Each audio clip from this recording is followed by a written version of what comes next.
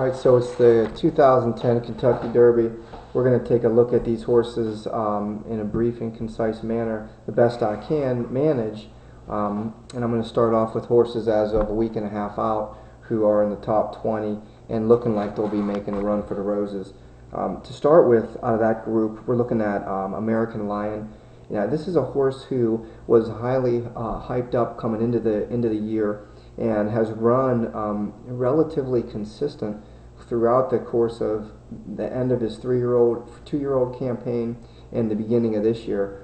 Did run a little bit of a clunker to some decent horses as he weakened in the San Felipe, but I think the horse is going to be at a really very good price, and considering his late closing ability, he's going to be a forwardly placed horse, but he seems to have the endurance in these races, and I think that his final quarter-mile run has been pretty strong. His breeding out of Tisnao, Giants Causeway and Tisnao battled in the Breeders' Cup Classic right there at Churchill Downs, and I wouldn't be shocked if we see two of their offspring doing the same thing. The Illinois Derby put this horse back on the map, and to me, I will not play him on top of my ticket, but I do have him as part of possibly hitting the board at a very good price. We always like to try to go for the superfecta during this race. So that's where I see that horse. I think that third, fourth is the best he can do, but I'm not going to overlook him or his breeding. He's a Windstar Farm bred horse, and they decided to keep him for some reason. I'm sure it's because they saw his potential. They don't keep him all. So moving on to Awesome Act.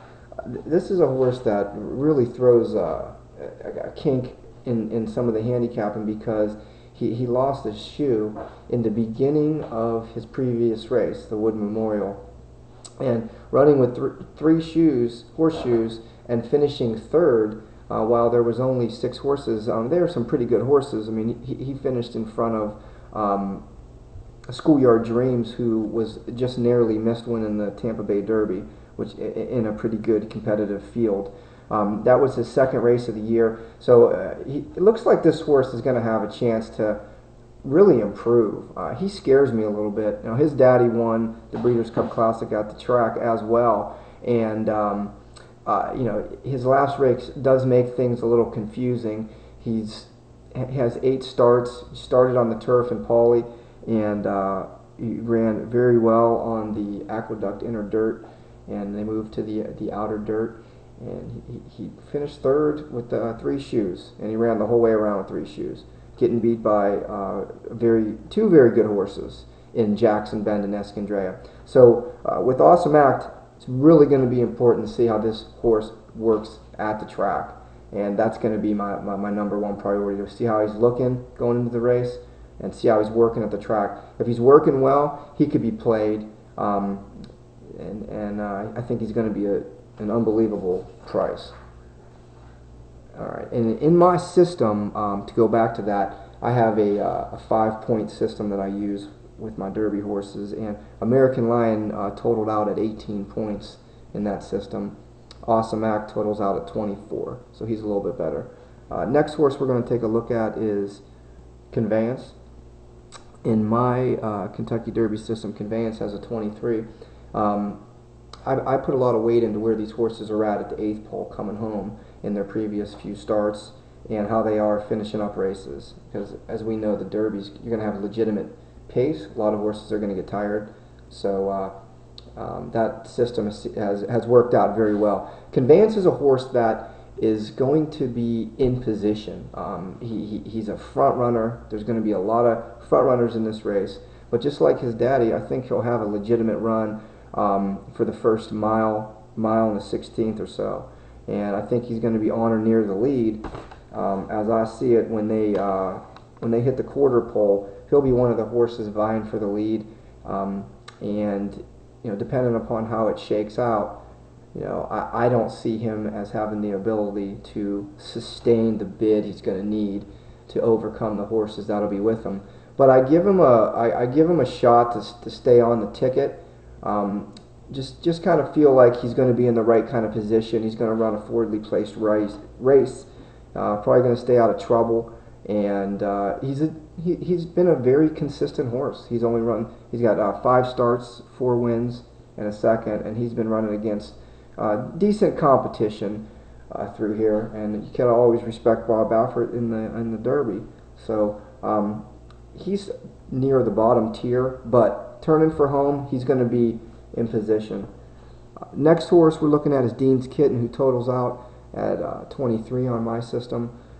It doesn't seem to me that Dean's Kitten is going to have what it takes, but he ran a pretty strong race behind Patio Prado, who I think is a very tough horse.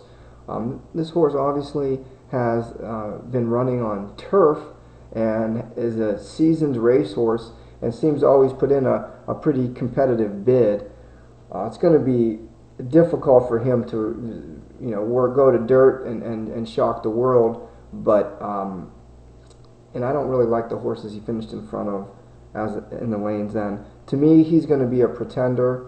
I'm going to throw him off my ticket unless there's some kind of absolutely delirious work in the beginning of in the next few weeks. That's the only way that would happen. But he's a pretender in my eyes. While the horse has earned $418,000. He has a tendency to make money, so that's always scary, and you got to respect his connections. But in this race, I don't think the distance is going to necessarily be a problem, but it's just going to be his first race on dirt. And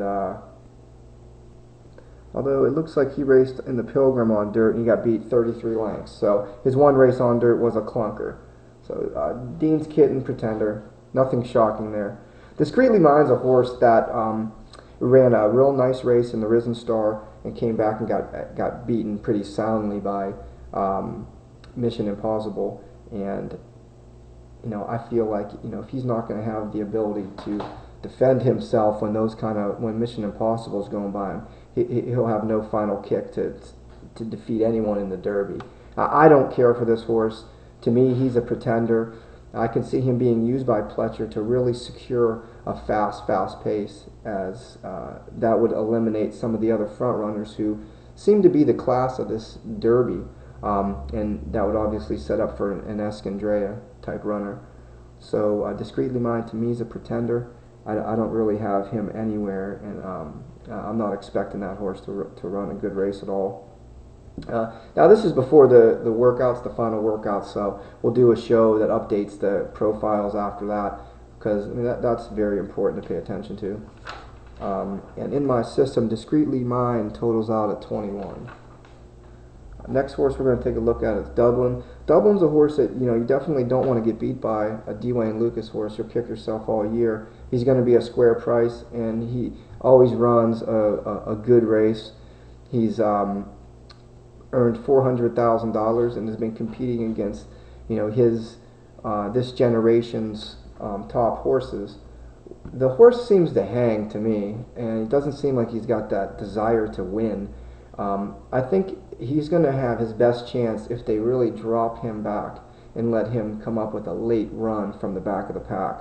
That should be his best chance. When he's running too close to the pace, he just seems to me to hang in the final 16th of a mile, and that's where he needs to be running his best race. In my system, Dublin tops out at 18. That doesn't buy very good for him. I do want to see how he works at Churchill Downs. He's 0 for 2 at the track, but you have to respect Dwayne Lucas, and we'll see how the horse works. But for me, I'm probably going to be trying to beat this horse as opposed to keeping him in the picture. I'm looking for obviously looking for a superfecta. So the way I attack the race is I try to solo up top, go light in the second, and then go deep third and fourth. And depending upon your budget, I think that's the way to go after it, because it pays so much money. So this is going to bring an end to the first set of horses for the Kentucky Derby 2010, and I'll bring it up with part 2. Thank you.